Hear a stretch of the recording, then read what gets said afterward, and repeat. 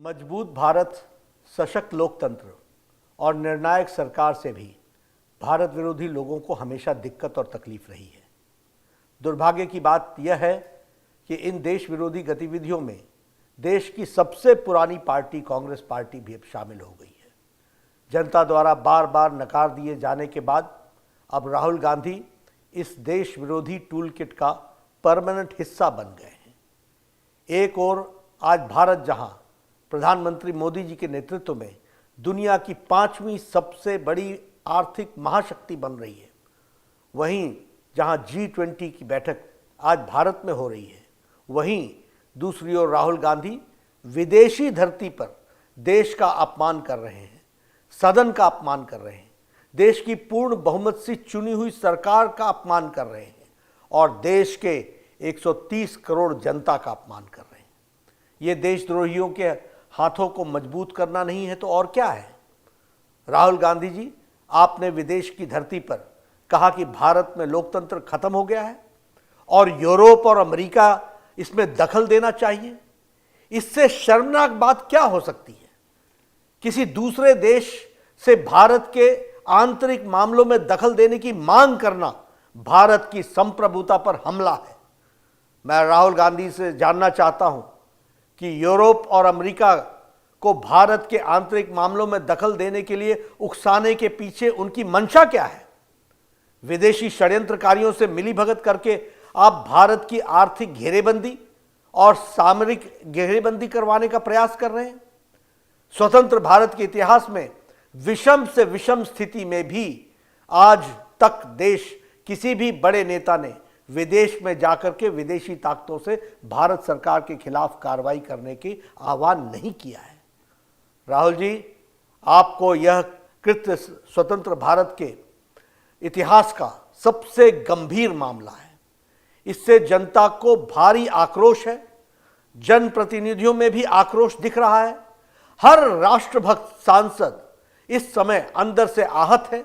राहुल गांधी, आपको देश के खिलाफ इस पाप के लिए देश की जनता से माफी मांगनी ही होगी। अब स्पष्ट हो गया है कि मणिशंकर अय्यर का प्रधानमंत्री नरेंद्र मोदी जी को हटाने के लिए पाकिस्तान से मदद की गुहार लगाना और सलमान खुर्शीद का मोदी जी को हटाने के लिए विदेशी मदद की मांग करना उनकी व्यक्तिगत सोच नहीं थी, बल्कि यह कांग्रेस की सोची समझी और उनके शीर्ष नेताओं की यह सोच रही है। यह बात उजागर होती है। जिस इंग्लैंड ने हमें और हमारे ऊपर वर्षों तक शासन किया, उसी के सरजमीं पर जाकर राहुल गांधी ये कहें, स्वयं भारत में विदेशी ताकतों से दखल देने की मांग कर रहे हैं, यह देश का दुर्भाग्य नहीं है तो और क्या है।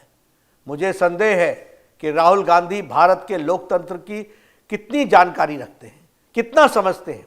अच्छा होता स्वतंत्र भारत के लोकतांत्रिक इतिहास को यदि राहुल गांधी सही तरीके से पढ़ते और उन्हें पता चलता कि लोकतंत्र की हत्या किसने की है और लोकतंत्र की रक्षा किसने की है। राहुल गांधी जी, आप आपातकाल के इतिहास को पढ़िए। आपकी दादी माँ ने, उस समय की भारत की प्रधानमंत्री ने, आपकी कांग्रेस पार्टी की सरकार ने इस देश में 19 महीनों तक आपातकाल लगाकर लगभग 1.5 लाख बेगुनाह लोगों को, राजनीतिक कार्यकर्ताओं को, युवाओं को, वृद्ध को, महिलाओं को, सबको अकारण जेल में डाल दिया था, और वह भी Misa, maintenance of internal security act के तहत और डिफेंस ऑफ इंडियन रूल के तहत, DIR के तहत। तब बोलने पर प्रतिबंध था, लिखने पर प्रतिबंध था, मीडिया पर प्रतिबंध था, फिल्मों पर प्रतिबंध था, गायकों पर प्रतिबंध था। न जाने किन गुनाहों के लिए किस किस पर प्रतिबंध लगाए गए थे।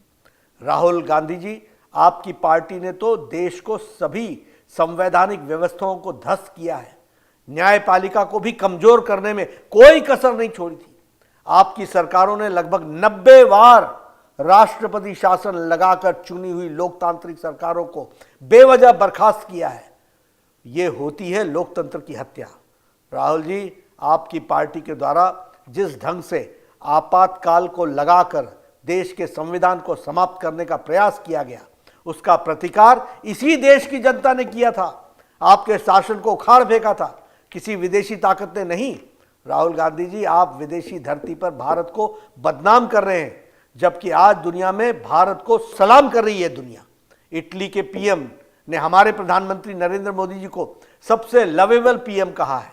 वर्ल्ड बैंक से लेकर आईएमएफ तक ने भारत के विकास गाथा की सराहना की है।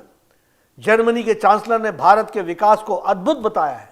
अमेरिका, फ्रांस, जापान, ऑस्ट्रेलिया, रूस, ब्रिटेन, यूएई, सऊदी अरब सहित तमाम देश प्रधानमंत्री नरेंद्र मोदी जी के नेतृत्व की सराहना कर रहे हैं। लेकिन राहुल गांधी जी, देश का अपमान आप कर रहे हैं। यह है राहुल गांधी की समझ। यह है राहुल गांधी कहते हैं कि भारत राष्ट्र नहीं बल्कि राज्यों का एक संघ है, जिसे राष्ट्र के रूप में भारत में विश्वास ही नहीं है। उसकी सोच पर क्या कहा जा सकता है। Rahul Gandhi ji, Bharat mother of democracy है, जिसने पूरी दुनिया को लोकतंत्र की शिक्षा दी है। दुनिया की कोई ताकत भारत के लोकतांत्रिक परंपराओं को नुकसान नहीं पहुंचा सकती है।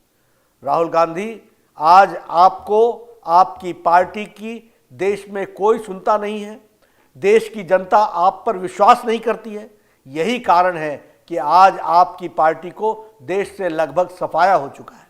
जब भी भारत में संसद का सत्र शुरू होने वाला होता है, देश विरोधी टूलकिट गैंग अचानक से एक्टिव हो जाती है। कभी पेगासस की झूठी रिपोर्ट पब्लिश हो जाती है, कभी आंदोलन को भड़काया जाता है, कभी कोई डॉक्यूमेंट्री आ जाती है, कभी कोई विदेशी अखबार की रिपोर्ट को लेकर हंगामा किया जाता है। कहा जाता है कि ताली एक हाथ से नहीं बजती है, मगर मुझे ऐसा लगता है कि यह एक हाथ तो 7 समुद्र पार और दूसरा यहाँ के दोनों मिलकर के ऐसी ताली बजाते हैं। अपने देश को भी बदनाम कर रहे हैं। और मुझे इसमें कोई संकोच नहीं होता कि आखिर भारत विरोधी जॉर्ज सोरस और राहुल गांधी की भाषा एक जैसी क्यों है। आखिर क्यों पाकिस्तान और कांग्रेस की भाषा एक जैसी है। आखिर क्यों देश विरोधी कांग्रेस नेताओं की भाषा एक जैसी है। विदेशी ताकतें भारत में को कमजोर और मजबूर गठबंधन की सरकार चाहती है, ताकि वे अपनी आवश्यकताओं के अनुसार अपने फायदे में सरकार का उपयोग कर सकें। भारत को कमजोर और डीप स्टेट का षड्यंत्र है, जिसमें कांग्रेस सहित तथाकथित लेफ्ट लिबरल्स मिले हुए हैं।